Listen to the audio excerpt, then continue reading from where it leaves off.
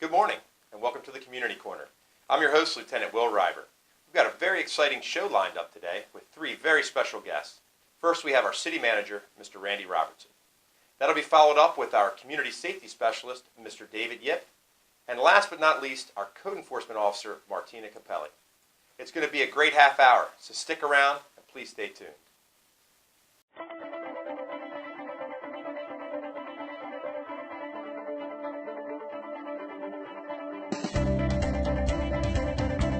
And welcome back to the Community Corner. And if you could, Officer Solar, could you give a little insight? I'm the Deputy State's Attorney for Harvard. So bullying is the same as when The Shop with the Cop program. Yes, sir. Could you tell us a little about what does SARC stand for?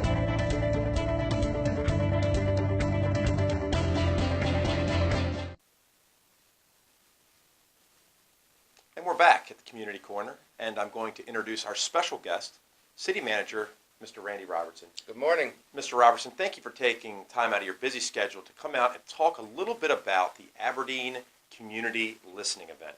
And for those out there maybe wondering, what is the Aberdeen Community Listening Event? Mr. Robertson, could you shed a little bit of light about what's going to be going on in Aberdeen on the evening of May 30th? You're happy to. Yep. The night of May 31st, Thursday, 7 o'clock. Your place to be is at the Aberdeen High School Auditorium. What we're planning on doing is first time ever. I'm told it's unprecedented, so therefore I guess it's historic in that context. We're going to be having a dialogue with the community using technology to capture your thoughts about a whole host of subjects, quality of life issues here in Aberdeen. Through the use of technology, a clicker, if you will, you'll be asked a series of questions. We're looking at probably about 50 questions over that hour and a half. And then you'll say A, B, C, D, whatever is applicable. And then on a real-time basis, you and the 300 to 500 people that are in that auditorium will be able to look up and say 62% of us think this is what we ought to do. What's really exciting is the council will be sitting right behind me. So you'll be sending messages to the council, who control the dollars and the resources of the city, what you want to do in this town. So what's important to you? Recreation? Do we want a bigger recreation center? Do we want a recreation center at all? Do we want to pay less taxes for it? Whatever it may be. Education, transportation, economic development, roads and infrastructure, all the issues that where resources go, you'll have a chance to input on. So it sounds like there's going to be a lot of hot-button topics discussed. But for that person that's a little hesitant out there right now that says, okay, it's a Thursday evening, what's in it for me to come out and give up my time to hear this presentation? Is there some other incentives that you're giving away? Or? There is, and the real incentive is you get to be part of, one, a historical session. You're having a real-time dialogue with the people that you elected saying, this is where I'd like my money to go. It's short, it's impact, but understand, too, an hour and a half on a Thursday night in late May, it might not be your cup of tea.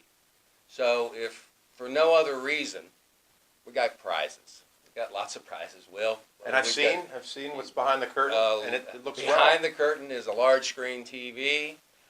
It's hundreds of dollars worth of coupons, gift certificates from Walmart, from Wawa, from Target. Your chances of winning are going to be extremely good. I mean, again, the auditorium we only have 300 clickers. It holds about 400 or 500 people. So your chances of winning are going to be extremely good. But we want you to be there for the notion of good governance. We want you to be there for an opportunity to have a dialogue, and the dialogue is through the electronic means with the people you elect. But if you'd like to be there for other reasons, God bless you, and we look forward to seeing you there. Well, it sounds like a great event. I'm personally going to be there as a representative of the Aberdeen Police Department on May 31st, and we look forward to seeing you to be part of a very active government discussion. I'd like to thank you, Mr. Robertson, and before we part ways, is there anything else going on in the city right now that you would like to share with our folks out there in Community Corner land and let know what's going on? The 22 is about done. We're told that the final paving should be by early summer. State hasn't defined exactly what early summer looks like, but you can see that if you travel 22. So that 4-year project, there's an end to it. Done some great improvements in the Victory Street Park. There's a little library there, one of these little free libraries. You Nice. go put a book in or take a book out. There's a Frisbee golf course there. There's one of the best dog parks on the East Coast, and it's not well known, so we encourage you to go over behind the train station. You'll see signs to Victory Street Parkway by the big water tank next to the middle gate of Aberdeen Proving Grounds. It's a great way to spend the day there.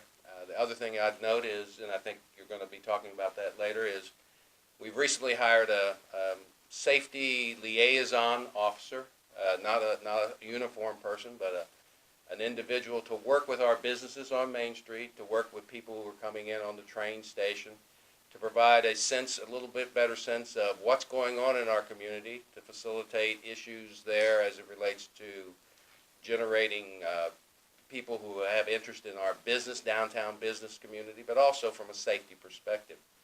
And I've heard it's being very well received by our business community, the fact that he's up and down Main Street becoming known. So a lot of good things going on in Aberdeen right now. And on that note, we can segue in, and we're going to be introducing our next guest, and that's going to be our community safety specialist, Mr. David Yip. So just hang on a little bit longer, and we're going to introduce our next guest.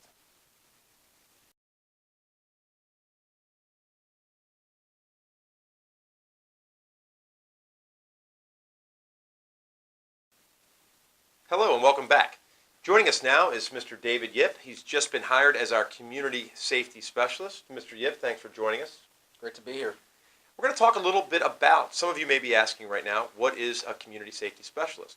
Well, what Mr. Yip's position was, what he was hired to do, is to be an ambassador for the police department, working in our downtown area, our transient area, Amtrak station, in and around where the bus post is, the bus stop, our North and South Philadelphia region of businesses, as well as West Beller Avenue, is to be the liaison from the police department to the citizens that utilize that area of town. And I'm excited to introduce you, so if you could real quick give us a little idea of who David Yip is and how you got here. I'm originally from northern New Jersey, right outside New York City. I've been in Maryland for 8 years now, and I'm a college student at Cecil College. Excellent. So you went through a very rigorous selection process, many applicants, and it was narrowed down for you, selected for this position. And it's a very dynamic position because it gives us another opportunity to connect with citizens that are utilizing our downtown area. Can you talk about some of the interactions that you're having, some of the responsibilities that you have each day as you're out there, really having a presence in that area and being accessible to those that utilize our downtown? Well, every day I come on, it's different, whether I'm at the Amtrak station on West Beller Avenue or on South and North Philadelphia Boulevard. And when I'm at the Amtrak station, I am early in the morning, checking the area out, making sure that the riders are okay, and also the employees over there are okay as well. And I just check out the area, the tunnel, the footbridge, if there's any loitering around, if there's anything going on that the police department needs to know about, I'm there checking it out. And then also, in the business district, I'm also out checking the businesses. If there's anybody that shouldn't be around there, we're going to deal with it, and that's kind of where we're going with that. Have you had an opportunity to kind of slide in some of the businesses and make acquaintances with those that are working in our downtown area? Yes, and we've had a very positive impact on it already. I've already been out there for a few weeks, and I've been hitting all the businesses, and they're liking it. They're liking the extra presence. They're liking me being down there, and that I'm a liaison, I'm an ambassador, and I'm accessible. The police department is accessible, and even though they're right down the street from us, it's an extra face, it's an extra eyes and ears, and just making sure everything is running smoothly. And that's the great thing about having a community safety specialist on our team is now we have someone out there to observe and report things, not to take action, but to activate the police department to things that need attention. And beyond that, it's just being another form of communication to where it doesn't have to necessarily be negative. If you have something you would like to communicate or grab the police department's ear, a suggestion, a comment, a compliment, that can be passed along as well. So very excited to bring you onto the team. And for those that are out there that are wondering, how do I, where's his office, where is he located? Our community safety specialist has an office in Amtrak. It's well defined. There's the Aberdeen Police Department logo that sits at the station office where it's clear that it's an office space for us. And I've got something exciting to announce that just was brought to us from the folks of Leidos through the Aberdeen Proving Ground. We have received the Deterra drug deactivation system, and what we're now going to be offering both at the train station or during your commute or simply by stopping here at our dispatch window. This is a very simple process.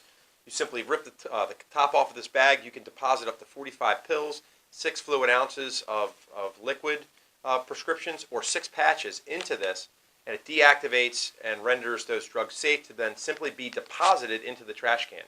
So we're going to have these on hand. So as a complement to our prescription drop box, folks can stop by here and take and really create their own prescription drop box in their trash can at their own home. So you can come by. We're not limiting how many you take. Just be reasonable. And we're going to hand these packets out to you folks, both at our Amtrak station and then also at our dispatch window here at 60 North Park Street. So take advantage of it. They're completely free. Very simple. Instructions are on the back. So simple, I think even a caveman can do it. So I'd like to thank David for stopping by. Please take an opportunity. If you have a question about downtown services, if you're wondering about how things kind of are unfolding, or if you have a question, comment, or compliment, please see him down in our downtown area. Thank you so much for joining us. Great to be here. And get back out there and be our eyes and ears.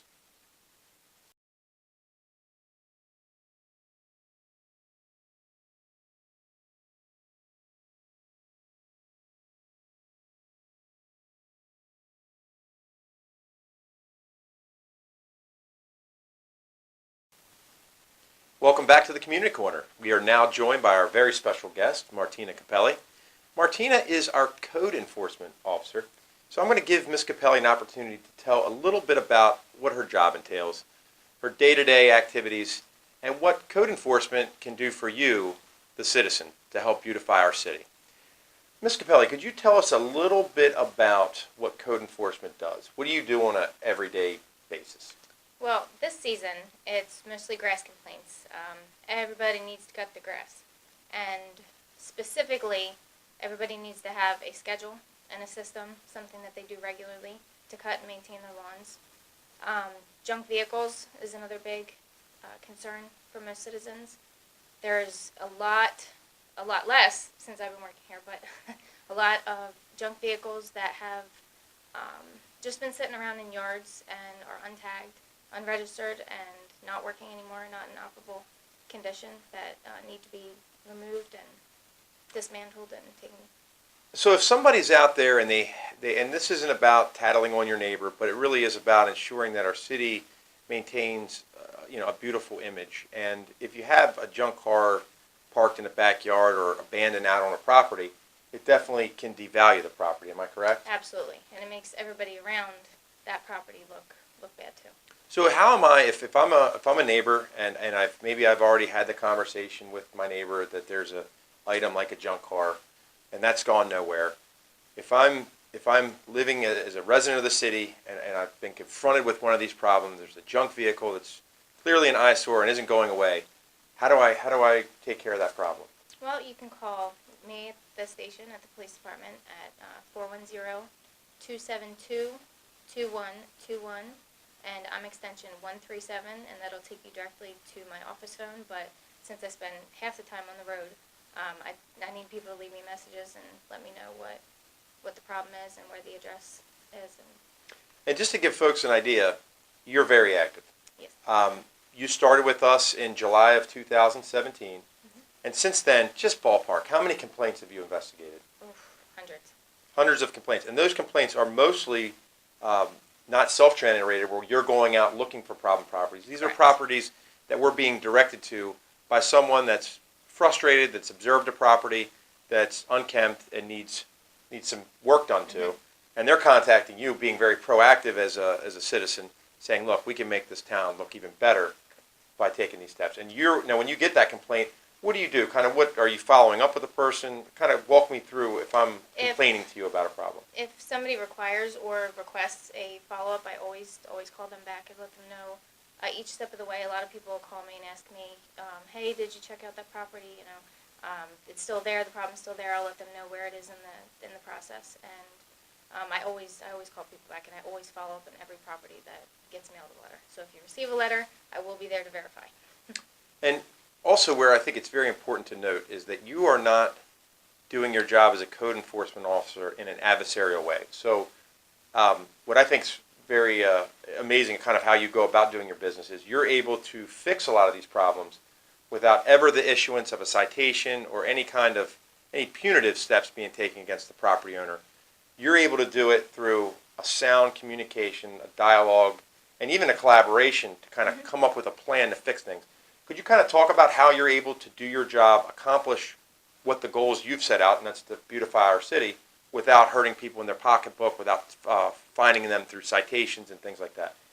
Well, everybody has, different circumstances going on in their lives, and, whether it's doctor's appointments or specific, medical conditions. I had an elderly individual who wasn't able to tend to his backyard. His grandkids moved away. He had a pool. There were different circumstances that, he was granted an extension because of those circumstances. So, he kept me updated. He called me every single week. He let me know exactly what he was doing, what progress he had made. There were some weather issues and, just different. I'm very understanding. So as long as somebody's not clearly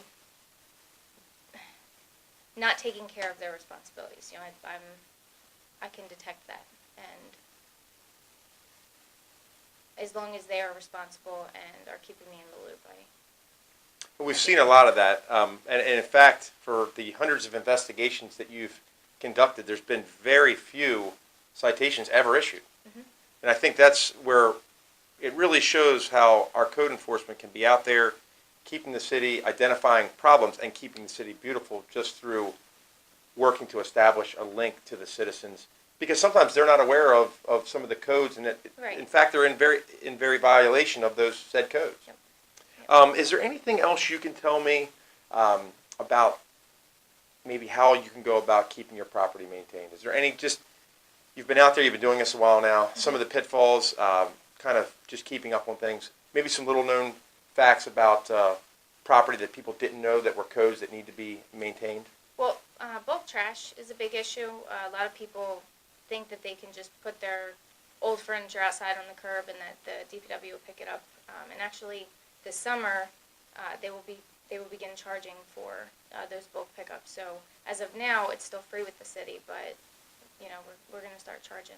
The city's going to start charging for the bulk pickup soon. But they do need to keep the trash. They need to call the city to schedule it, but they need to keep the trash off of their property and make sure that they dispose of it on a regular basis so nothing accumulates. So what you're telling me is if you have a bulk item right now, would be the time to make that phone call and set up your bulk pickup. Absolutely. And get your property tidied up now while it's springtime and everybody's in the mode of beautification and everything else. Yep. Well, Ms. Capelli, I'd like to thank you for coming out. I think you've shed some real light on what folks can do if they have a complaint about their property. And if I missed anything, is there anything you'd like to add before we part ways? I also handle noise complaints, and I know there have been several complaints, not as many as the grass and the trash and the vehicles, but a lot of neighbor disputes include noise violations and things, barking dogs in the middle of the night, people revving their car engines and that kind of stuff. Just, smaller issues that. Well, it sounds like with a lot of these quality of life issues, you're able to get out there and find a successful resolution to the problem. Mm-hmm. It seems like almost at nearly 100%. Yep. And that's what it's all about. So if you've ever been hesitant, if there's something that's an eyesore, something that's bothering you, make sure you reach out to Martina Capelli in our code enforcement office and let her know what's going on in your community, because chances are we're going to get that fixed very quickly. And I think it's important to note that it's not in a punitive way. It's in a way where our code enforcement's getting out there, Cooperative. very cooperative. And I think that's something to really be put out there. That this isn't us against them. Right. It's let's find a successful solution and resolution together. Ms. Capelli, I'd like to thank you again for stopping by, taking time out of your busy schedule. I know you have a lot going on today. And enjoy your day. Thank you. Thank you.